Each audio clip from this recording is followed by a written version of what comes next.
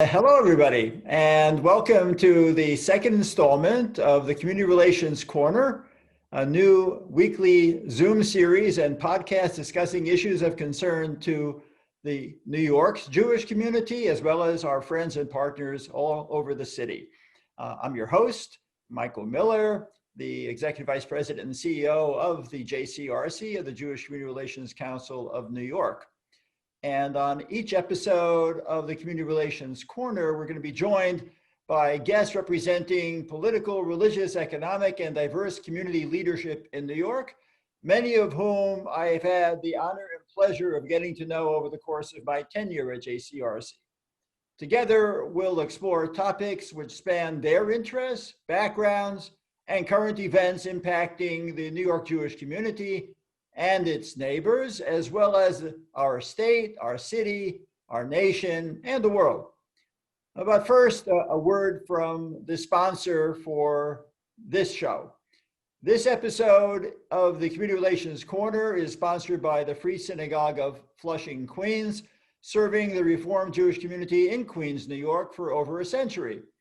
Visit freesynagogueflushing.org to view its magnificent stained glass sanctuary and immerse yourself in a piece of Queens Jewish history. All are invited to join for a wide variety of programming and webinars, and the beautiful sanctuary, social hall, and meditation garden are available for rental to add to your joyous occasions, to your simchas. Check out freesynagogueflushing.org to learn more about their Shabbat, their Sabbath, and high holiday services beginning this Friday night, and their weekly Sunday school. Once again, please visit freesynagogueflushing.org, and we thank the Free Synagogue for their sponsorship of this and many other programs at JCRC. And now I have the honor of introducing a very, very dear friend, our special guest on the corner, Borough President of my home borough of the Bronx, Ruben Diaz, Jr. He's currently the highest ranking Latino elected official in New York City and New York State. It's a monumental position to hold. And welcome, Borough President. Great to have you here. Good to be here, Michael. It's always a pleasure to see you, albeit virtually. Yeah, well, for now it's going to be virtual. And my relationship with the Borough President, with Ruben, goes back quite a long way. When he was still in the Assembly, the New York State Assembly, and had the pleasure of accompanying him on his first trip to Israel, a second trip when he was already Borough President, which we're going to be talking about, which led to an historic event in the Bronx. And Ruben, this is a conversation between the two of us, so I'm going to be peppering you with questions, but if you want to turn the tables and throw one at me, feel free to do so. You're already experienced at that, because when I was inducted, I'm very proud to have been inducted into the Bronx Jewish Hall of Fame. We also had an interview of sorts, and you were my interviewer. So now we're kind of turning the tables and I'm doing the interviewing, but I asked you questions in return last time, so you can feel free to do it this time as well. And we're at a very special moment in the year, in that this is already the second day, from what I understand, of the National Hispanic Heritage Month. So we're celebrating your heritage as well, Ruben. So first I want to ask you how you're doing, particularly during this pandemic, and with you, with your family, with your staff. How is the COVID outbreak impacting on you?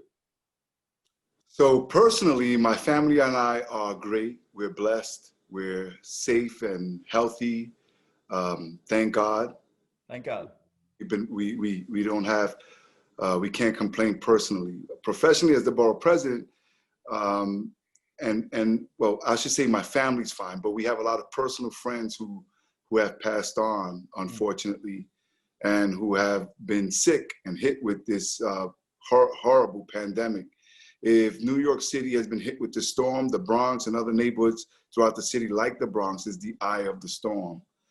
And the fact is that since March, Michael, we have experienced about 5,000 deaths.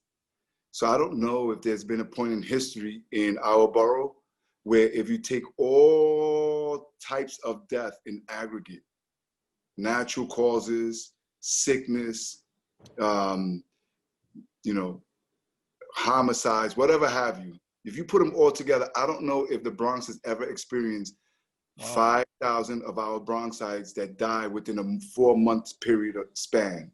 So it's really hit us hard. That's not to mention the tens of thousands of people who have fallen victim and sick to this virus. And then when I'm done with you now, I have to rush off, like I've been doing practically daily, to go and feed Bronxites because of food insecurity. So you know that many of our neighborhoods already have long lines of soup kitchens. But while we've, over the last 11 years, as a borough president, I pride myself with our economic development performance here in our borough, where we went from 14% unemployment. Pre-pandemic, we had the lowest in the history of the Bronx, 4.6. 100,000 plus Bronxites had jobs in the first day that I took office. Now we're down to like 25, 26% unemployment. So even people who had jobs are finding themselves on these lines. So that's something that we have to deal with now. Unemployment, food insecurity, people not knowing exactly how to pay the rent or how to put food on the table. And that's not even mentioning education and opening up schools and all of that. So it's been rough.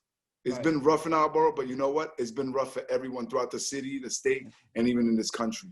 Well, thank you for that, but where are we trending now? Are we on a plateau, or are we moving down? Are we moving up? Where do you sense that we are during the course of this pandemic at this moment? I think that we are at a place where obviously we're much better than we were back in the spring and in the early part of the summer. So, you know, we're doing better than plateauing, but we do see a couple of numbers going up, nowhere near. But if you look, the last I saw in the state of New York around last month, you had about 40-something people hospitalized, and within about a week and a half period of time, that doubled. So it's still under 100. It's nowhere near the thousands of people that we had, but those are the types of trends that we're looking at, not only in my borough, but working with the city, the state, just to make sure that we still have a hand on this so that our hospital systems do not get oversaturated like they were back in the spring. But with that said, while we have a handle, so to speak, on the virus itself, it's all of the other things. Again, joblessness, hunger, anxiety, mental health issues, our kids not in school, the local economy, small business. Those are all the things that unfortunately have hit us pretty hard that we have to deal with now, us along with making sure that the virus doesn't continue to make us sick and kill us. Right. Well, you've, I know, taken great pride, and it's really something which is due to all of your efforts for the resurgence of the Bronx. So what industries currently in the Bronx are being hit the hardest by the pandemic? And when do you see the potential for there to be a turnaround? I would say all of the industries. So everything from retails to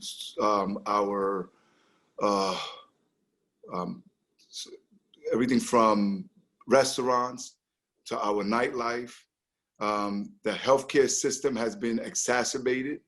So people obviously are working in the hospitals, but they've been hit really hard in that so many people who work there were either felt ill or, have to deal with, the mental anxieties of seeing all of things that they've seen on a daily basis. So I wouldn't say that there's any one industry who has done well in all of this, other than maybe Amazon, but that's not a Bronx business, right? Right. Or the people who deliver packages. Supermarkets continue to see people come in and out, but we've been hit all along. And in terms of, I'm sorry, the second part of your question was, when do we see like a light at the end of the tunnel? Yes. I think that this is going to be the new norm for a while, unfortunately. I think until we get some type of vaccine, some type of real handle on this virus, I don't know when we go on without face masks, without having to wash our hands, without practicing social distancing. I don't know exactly. I don't think anybody does. So, and that's really where a lot of the frustration comes. And the uncertainty is that we just don't know with this, especially with flu season coming now. We don't know if flu is going to exacerbate COVID. We don't know if there's going to be a COVID-20, a second strand or a different strand that's different from COVID-19, and how we're going to we'll react to that. So all we could do is continue to prepare, continue to practice all of the social distancing ordinances that have been put forth by the state and the city. And do the best that we can to respect each other, to help each other out. But I'm optimistic that ultimately we'll come out good on the other side whenever that happens. Well, let's hope so. Let's hope and pray for that as we're about to enter into our high holiday season, and we're going to be doing a significant amount of praying. We've already started. And a lot of that prayer, a lot of our prayers are for the welfare of the world, not only for the welfare of ourselves personally and for the Jewish community. It speaks to another issue, which are the differences between how different ethnic and faith communities have been impacted by this pandemic. The discrepancies, the health issues, disparities between the minority populations and the white populations. Is this really presenting itself very significantly in the Bronx? Yes, but let me just say this, that that's a very complicated question. So allow me a minute here. Sure. Number one, when you look at how we've been hit in our marginalized poor communities, that's really the end product of us being shortchanged on a better healthcare system from the city, the state, and things that we've been talking about for a long, long period of time. So when you speak of minorities and people of color with health issues that you know, all that COVID did was put a spotlight on those health issues and those conditions, because we haven't had the adequate healthcare attention in our communities like in other communities. But with that said, we're also not the poor little old Bronx. The reason why a lot of our numbers are high, Michael, is because a lot of Bronxites who were treated, in my opinion, as expendable workers pre-pandemic were now told, oh, you're an essential worker, go to work. But they weren't given the equipment, they weren't given the ammunition to fight this invisible enemy, right? So they were told, go drive the buses, you know, go to the healthcare, go, you know, go to the different jobs now, while many of their employers and many of the supervisors worked remotely. And so a lot of the people that were sick were not just the poor people of the Bronx, they were the working class people of the Bronx. And we need to address that. We need to, as we move forward, we need to treat those individuals, not only in the Bronx, but throughout the city of New York, as what they are. They are essential workers, but pre-pandemic, they weren't paid as essential workers. They were never treated as essential workers. And during the pandemic, when they were told to go to work, they weren't given the adequate PPEs. Now, let's go to our senior citizen population. Our senior citizen population is not just Black and brown.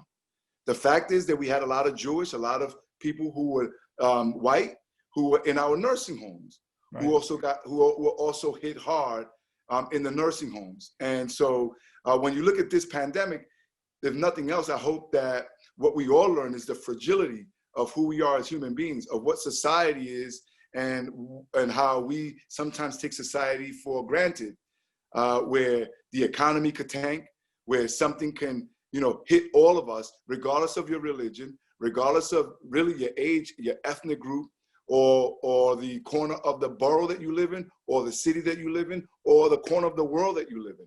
The fact of the matter is, I was hoping that we came out of this pandemic being more united as a human race. And unfortunately, we see it throughout the city of New York that there's still so much disrespect for human life.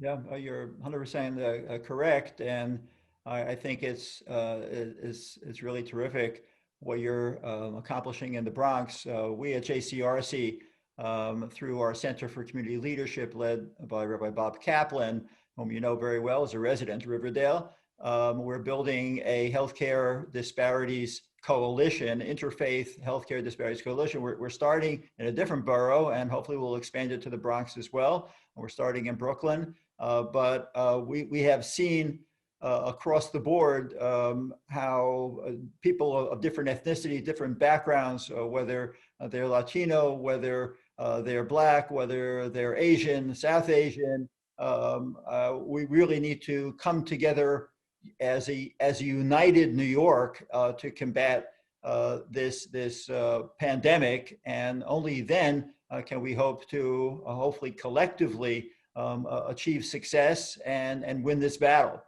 Let me just piggyback on that for 1 second. I'm sorry to interrupt you. Go ahead. We have the blueprint for it. We've done it before. We did it during 9/11. So on September 12th, I remember in 2001 how everyone had their flags and everybody came together. But we also saw it next Monday, Mike, was going to be the anniversary, if we want to call it that, of Hurricane Maria. Oh, yeah. And I remember when those of us who are Puerto Rican, who have family members over there in the island of Puerto Rico, there were so many non-Puerto Ricans, including the Jewish community, who stepped up big time for us. Even when the Jewish community was observing Yom Kippur. Remember, this was September 20th. And when fast forward, on September 30th, one of the most proudest moments of my borough presidency is that when we were out in Southern Boulevard, everybody throughout the city of New York, we were able to raise 300,000 pounds of aid to the people of Puerto Rico. And the Jewish community did not physically come out because of Yom Kippur, but you know what? A lot of our Jewish owners in the Hunts Point send us 18-wheel trucks filled with equipment, gave us the resources to be able to send it to Puerto Rico. It was just phenomenal. And you know, that's how we've experienced hard times in different communities and as a city in the past. And we are resilient as New Yorkers. And so I think that collectively we'll get through this pandemic as well. Yeah, thanks. And I know that UJA here in New York played a very significant role in sending much needed materials down. Big time. Big time. And also when I was at Somos together with you and many other Latinos and other leaders, we went out into the hinterlands, into the central parts of the island on Puerto Rico to be of as much assistance as we could be on various projects. The one that I went on was actually an Israeli project under the auspices of IsraAid to bring fresh and clean water into a town in the hills, in the mountains. It was just, it was quite an experience. Donnie Dayan, you know, who's now no longer the Consul General here of New York, but under his leadership, the state of Israel came through big for the people of Puerto Rico, and on behalf of, you know, my family and, you know, the people of the island that I love so much, we just want to say thank you. Yeah, I really thank Donnie for the work that he has done. His deputy, Israel Nitzan, is now the acting consul general. He was with me on the trip when we went out into the rainforest.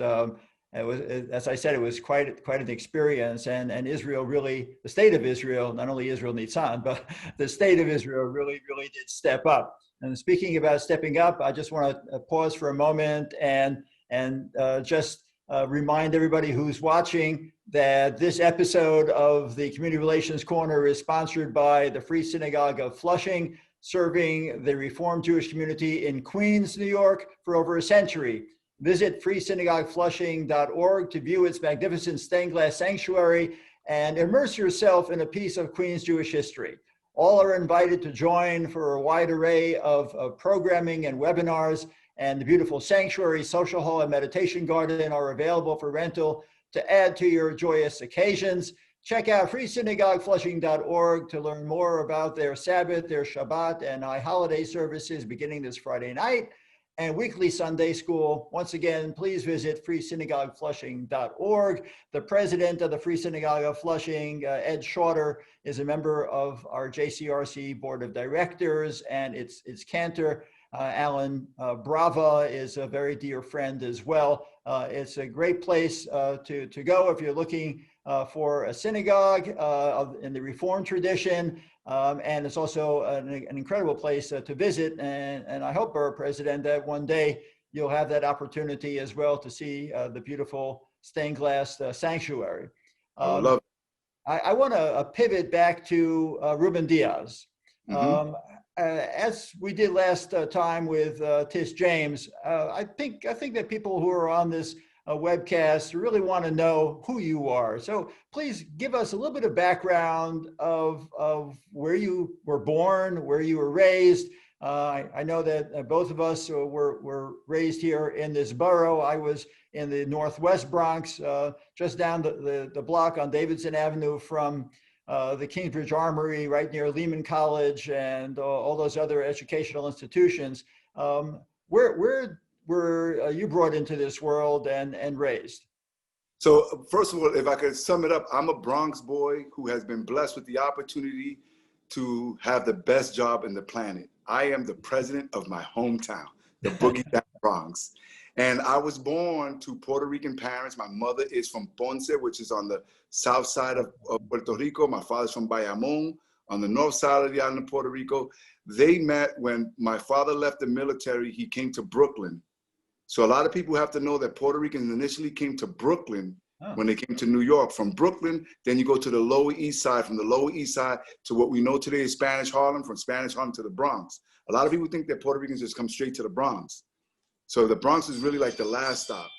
And my mother and her family, when she was a young girl, maybe 10, 12 years old, they moved to Washington Heights. They met each other when they worked in the garment district. Really? So when they started a family, then they moved to Wales Avenue in the South Bronx. As their family got bigger and they had their third child, their baby, they went to the then borough president, Herman Badillo.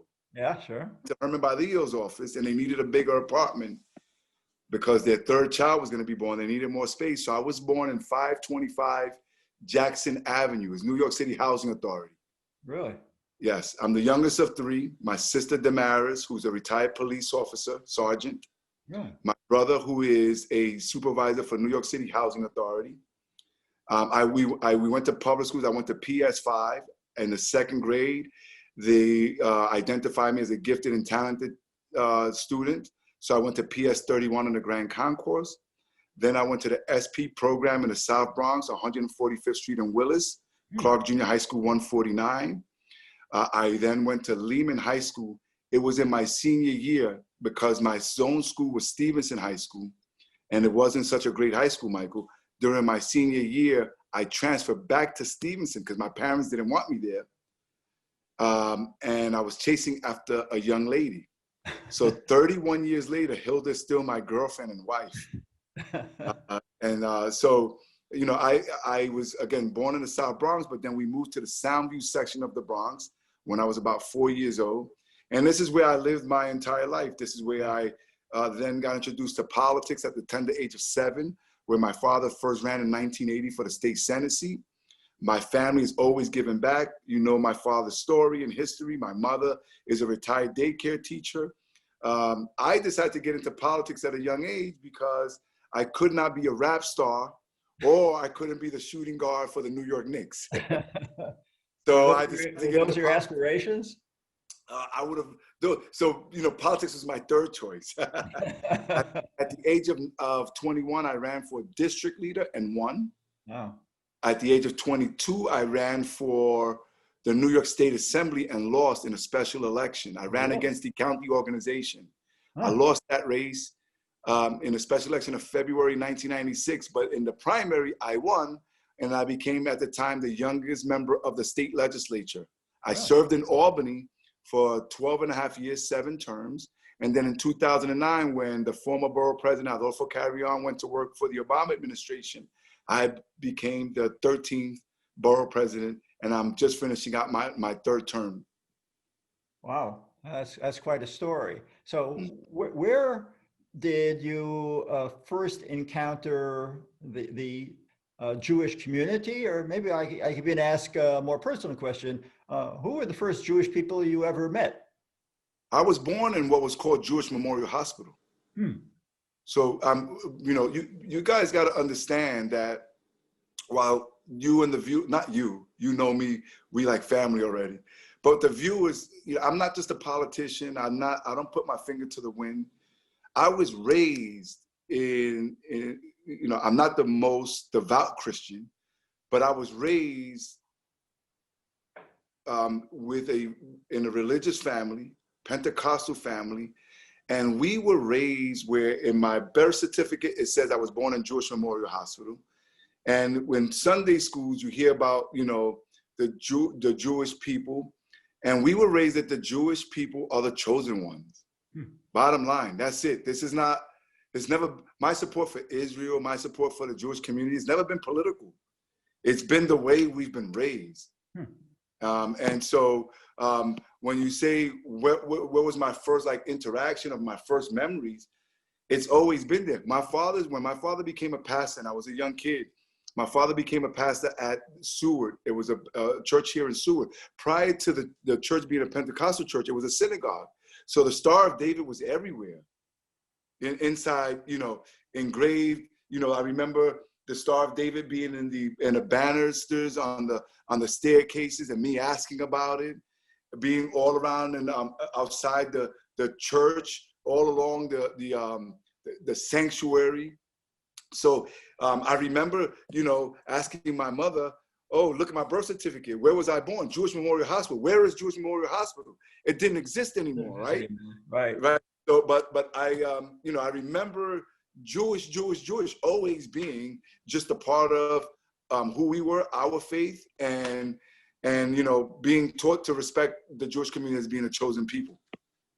Yeah, well, your role as a borough president has been exceptional in your relationship with the Jewish community, not only in the Bronx, but around the city and elsewhere. But regrettably, for as friendly as you are with our community, anti-Semitism has regrettably resurged. What is it from your perspective as a borough president that can be done in order to stamp out not only anti-Semitism, which impacts on us in the Jewish community, but all forms of hatred? And we have seen it's been proven through data that there have been more acts of hate crimes over the past couple of years than there have been in the past. What can an elected official in your position do, and what have you done in order to address this scourge? So overall, whether it's the Jewish community or any other community that's under attack, one of the things that we have to do and continue to do is we set the tone. An elected official sets the tone.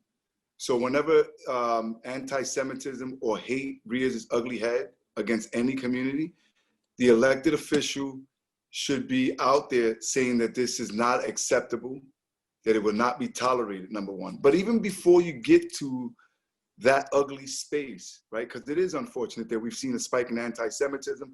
We've seen a spike in divisiveness and racial,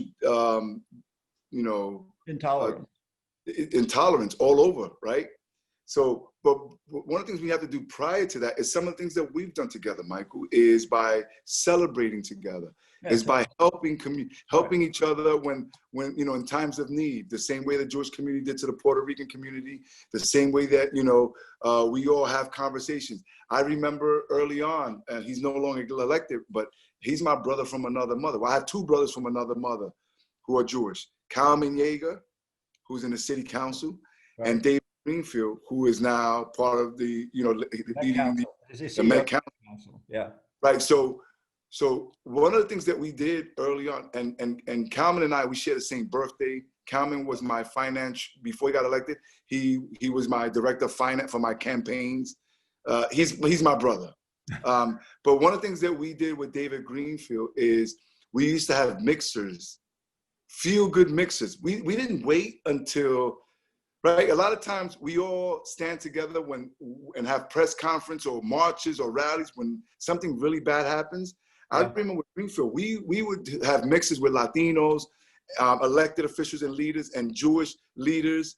I remember one time where we had kosher Mexican food part of the mixer, and and he had like Jewish musicians who played salsa tunes and everything, and we invited folks, and it was just like, it wasn't even, there was not even formalities. It was just hanging out.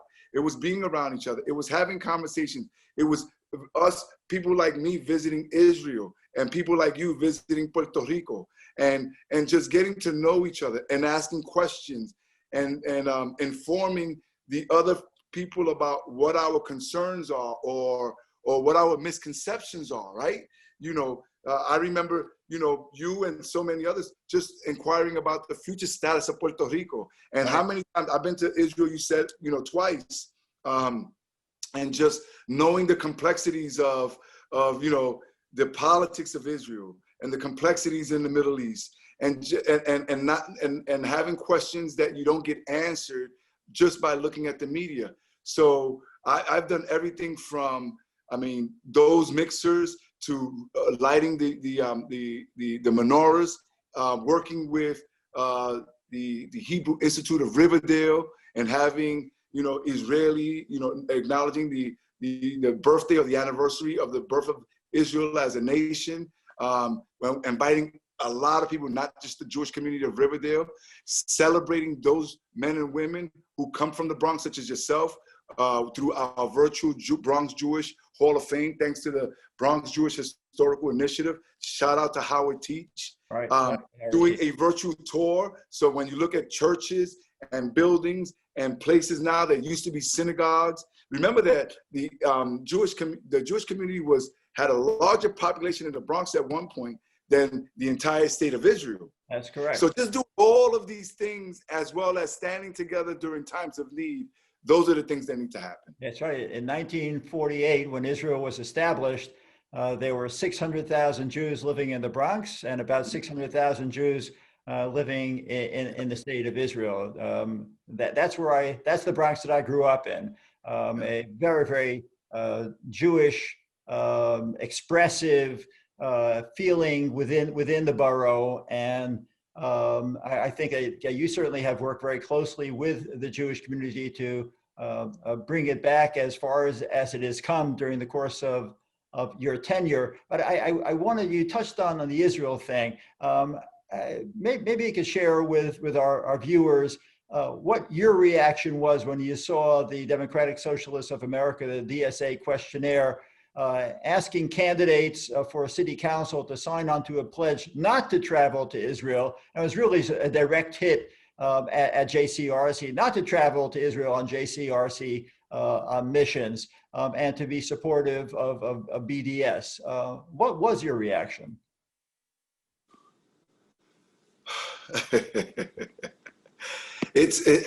Look, I don't know what the goal of that is.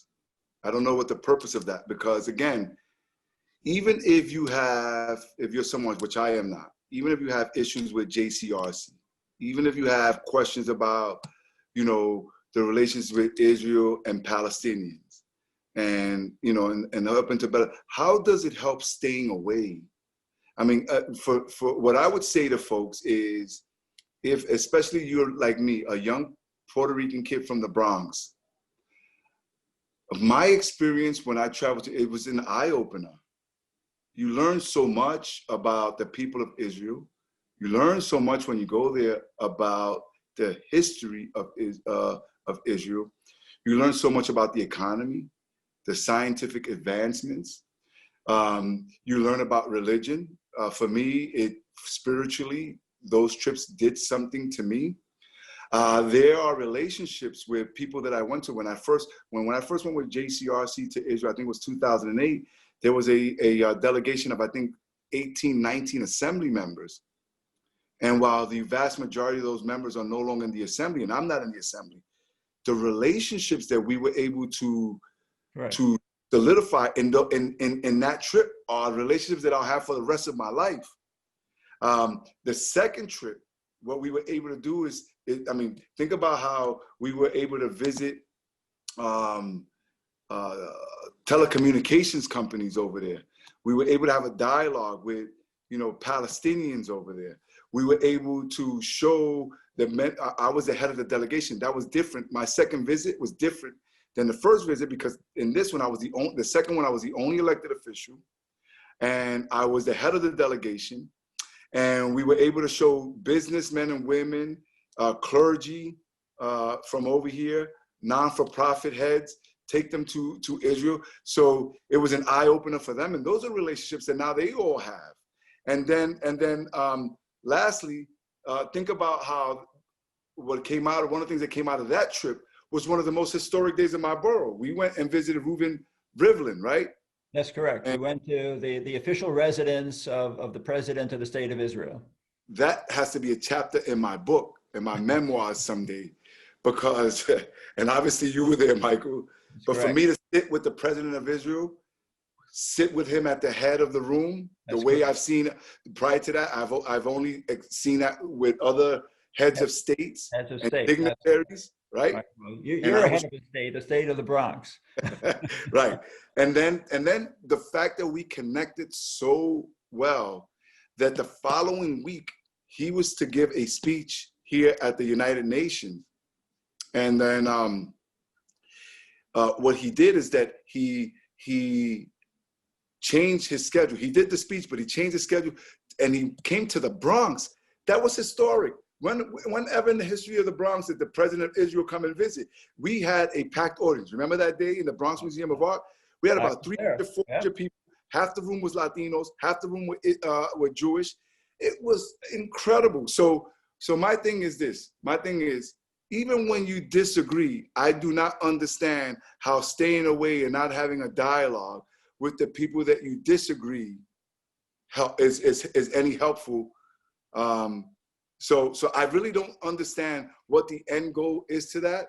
To people who would ask me, look, I went to Israel twice. I look forward to the third time to be invited. Well, that's a great segue, because I like to find out, and maybe our viewers will find out as well, as to where Ruben Diaz is heading.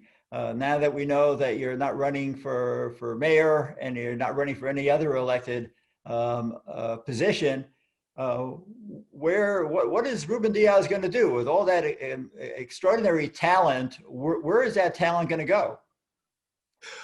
Well, thank you for that. So I am retiring from elective office, but I'm not retiring forever, right? I have until December of 2021. So I'm really concentrating on doing all that I can for my borough. Right. I'm still the borough president. And I look forward to the next chapter.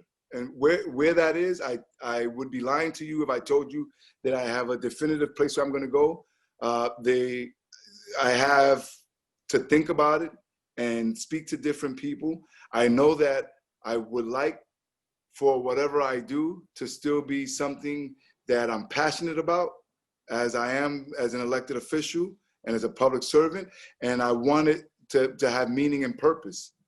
So there are different areas or silos or industry that can happen, whether it's in the field of education, the field of healthcare, maybe a foundation, I don't know. I know that many people are calling and asking to see, where my interests lie, and we'll see what happens then. Stay tuned. Well, who knows? Maybe there's something that's going to become available at JCRC, and we could have a Latino presence within the Jewish community. Who knows? But I tell you one thing. I fully expect to go visit Israel once again. Well, I think that would be wonderful, and if you could please let me know, I'd love to travel with you for a third time. In Jewish tradition, Jewish law, actually, when you do something 3 times, it becomes what we call in Hebrew a chazakah. A chazakah means that a chazakah? Right, chazakah, which means that it's permanent. It makes it permanent. It makes it permanent. If you own a field and you walk around it 3 times, that field is now properly in your possession. Traveling, right. So you travel to Israel 3 times. You have the chazaka of being a friend, a Latino friend of Israel, or just a friend of Israel. Yes. And I've been just absolutely blessed to have known you over all these years and consider you for the course of my lifetime to be a very, very dear and cherished friend. You're really, really a terrific guy, a very special public official and human being. Before I do my last promo for the Free Synagogue of Flushing, is there anything that you want to ask me, since we'll turn the tables for a moment? First of all, how's your family? I know that you are not with the missus right now, right? Right. But in terms of COVID and the health of your family, how's your family? Thank God, everybody is great. Everybody is healthy, and everybody's doing well. Thank you for asking. And I just hope to see you soon again, my friend. And okay. I want to wish everyone a Lashana Tova and a Yom Kippur, a great Yom Kippur. And I want to do what is it? Chazaka. I want to make my chazaka trip to Israel at some point. All right, we decided it here, right here on the Community Relations Corner. So this episode of Community Relations Corner has been sponsored by the Free Synagogue of Flushing, serving the Reformed Jewish community in Queens, New York for over a century. Visit freesynagogueflushing.org to view its magnificent stained glass sanctuary and immerse yourself in a piece of Queens Jewish history. All are invited to join for a wide array of programming and webinars, and the beautiful sanctuary, social hall, and meditation garden are available for rental to add to your joyous occasions or your simchas. Check out freesynagogueflushing.org to learn about their Sabbath, their Shabbat, and high holiday Rosh Hashanah and Yom Kippur services and weekly Sunday school. Once again, please visit freesynagogueflushing.org. I want to thank our audience, Borough President, for joining us live, both on Zoom as well as on Facebook and maybe some other platforms that I'm not aware of. As the CEO of the JCRC, I am really honored, as well as just as plain old Michael Miller. I'm really honored to have spent these minutes with you and to hear more about your background, about your positions, about your thoughts on so many issues of concern, not only to the Jewish community, but to all New Yorkers and everyone else who's listening in on this conversation. And I also look forward to seeing you again within whatever the reasonable amount of time is that we can see each other because of this ridiculous and menacing pandemic. So I look forward, particularly for our viewing audience, to see you again on the next episode of Community Relations Corner. Shana Tova to everybody, or Shana Tova, depending on how you pronounce it. Everybody, please have a very meaningful Rosh Hashanah on Friday night, Shabbat, and on Sunday, and then Yom Kippur 9 days later on the 10th day of the month of Tishrei. And we look forward to seeing you again on the next episode of Community Relations Corner. Mr. Borough President, you're down there on my square. Thank you very much. I just want to say I appreciate and cherish your friendship, your counsel, and you're my rabbi. I love you, and there's nothing that you can do about it, Michael. Thank you. I love you too. Take good care of yourself. And again, a happy Jewish New Year to all. Bye-bye. Shalom. Bye-bye. Shalom.